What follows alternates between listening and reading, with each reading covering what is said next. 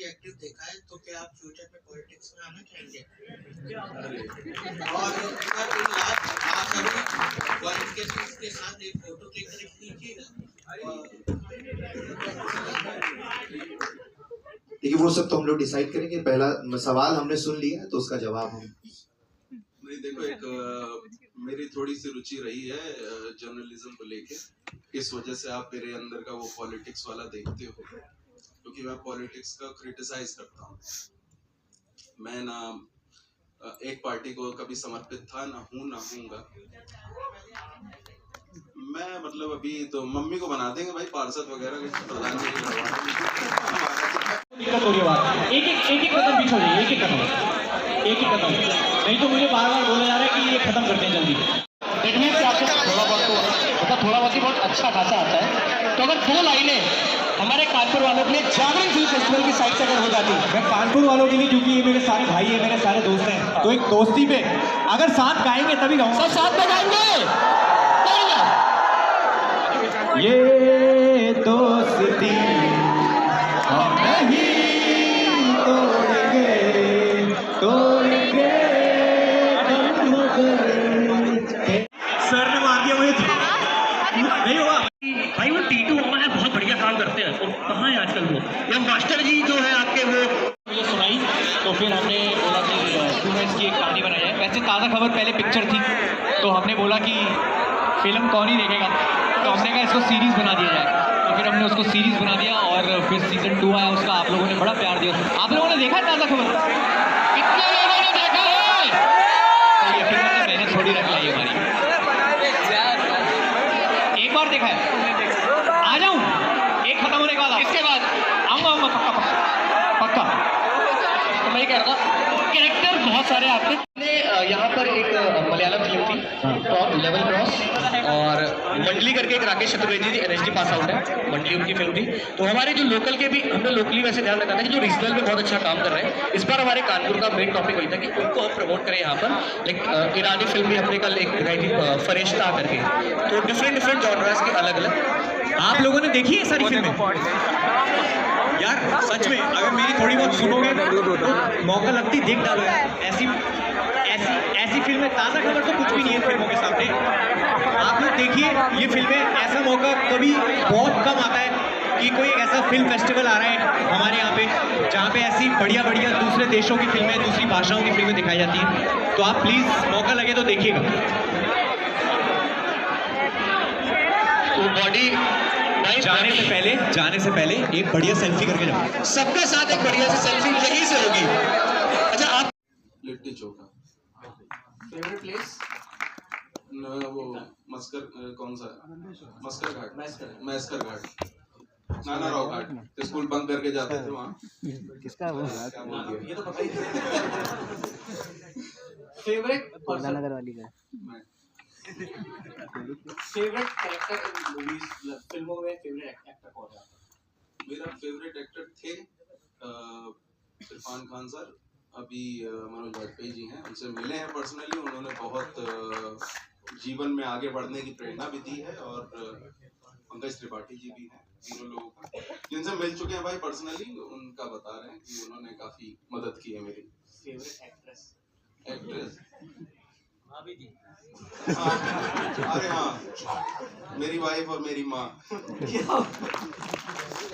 Favourite movie? Taare Zameen Par. Favourite web series?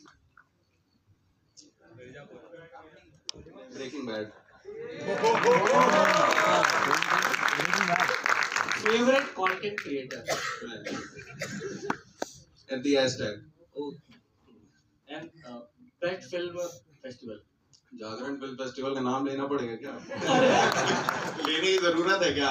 है भाई, Jagran film festival. Best host? Raghav. भाई शिवम भाई।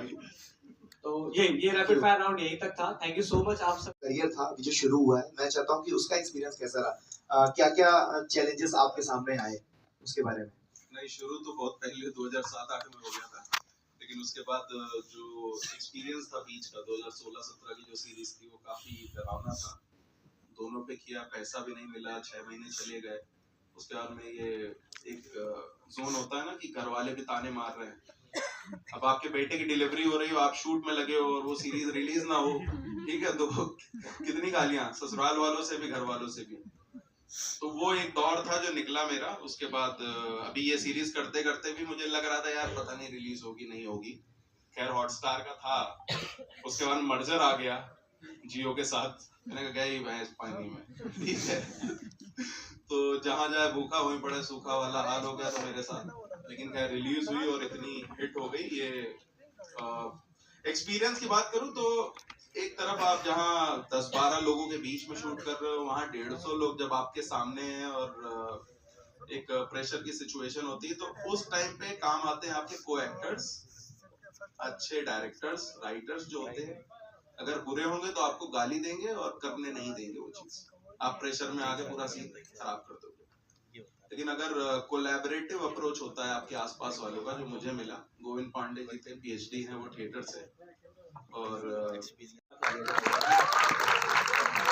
तो पहले बड़े ही एक ये हाँ ये आपको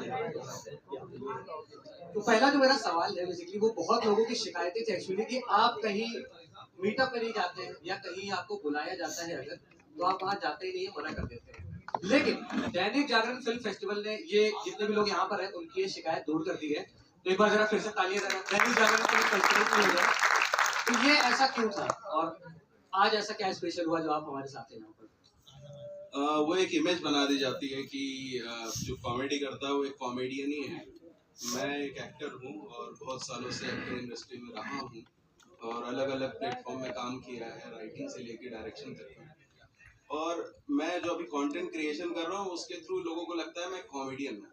तो मैं वहाँ पे जाके लोगों को डिसअपॉइंट नहीं करना चाहता हूँ। मैं आऊँगा, हंसाऊंगा, स्टैंड अप कॉमेडी कुछ पेश करूँगा जिससे एंटरटेनमेंट होगा। लेकिन अभिषेक भाई ने जो है अपनी टीम के साथ मिलके इसके लिए मनाया और संडे के दिन आप लोग आए हो इतनी संख्या में, ये बहुत बहुत धन्यवाद आप लोगों का आने के लिए।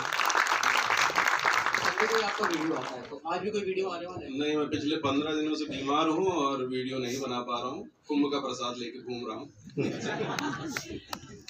अच्छा, जैसा कि मुझे पता चला था कि आप पहले कॉर्पोरेट में काम करते थे और उसके बाद ये कोविड आया और फिर सारी चीजें स्विच हुई और आज आप हमारे सामने हैं और इतने सारे लोग आज आपको सुनने के आए हैं। तो ये जो पूरी जर्नी थी ये कहाँ से कब से शुरू हुई और क्या क्या चीजें आई रास्ते में, क्या क्या लर्निंग और किस तरीके से आपने चीजों को यहाँ तक पहुँचाया, वो पूरा एक एक्सपीरियंस ताकि जो हमारे लोग हैं उन्हें थोड़ा सा स्पेशल।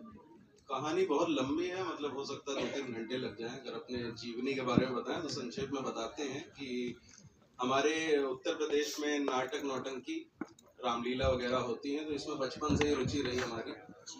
और रंगमंच में जुड़े थे 11th-12th में। हमने स्टेज में अपना अंधेर नगरी और ये नमक का दरोगा जैसे नाटक किए। उसके बाद 12th फेल हो गए।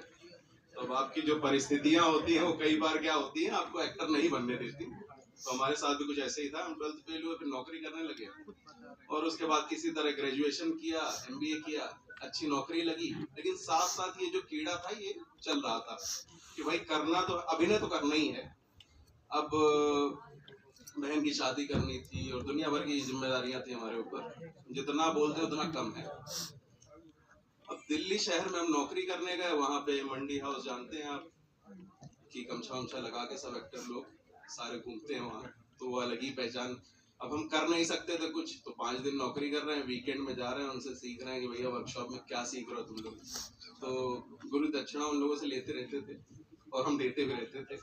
तो वहां से चालू हुआ, फिर नुक्कड़ नाटक किए, फिर सीरीज वगैरह करी जो रिलीज नहीं हुई अनफॉर्चुनेटली 2016-17 के टाइम में, जब डब्लू नहीं था इंडस्ट्री में वेब सीरीज का, तब हमने करी थी 2। और उसके बाद उधर हमने फिर हताश हो गए कि भाई अब नहीं हो पाएगा मेरा कुछ। फिर हमने वॉक्स पॉप किया दिल्ली में, CP में। आपने देखा होगा वीडियोस उस टाइम पे आते थे कि एक दिन के लिए आप गायब हो जाओ या प्रधानमंत्री बन जाओ तो क्या करोगे। और यही सब करते करते धीरे धीरे लॉकडाउन आ गया। फिर मेरा एक फ्रेंड है शुभम सिंघल जो डॉट मीडिया का को फाउंडर है, उसने अप्रोच किया कि भाई बहुत हो गया तुम्हारा नाटक देखते हुए, नौकरी वोकरी का अब कुछ करना पड़ेगा, कंटेंट क्रिएशन क्यों नहीं करते हो। क्योंकि उस समय बड़ा बूम हो रहा था 2020 के टाइम में।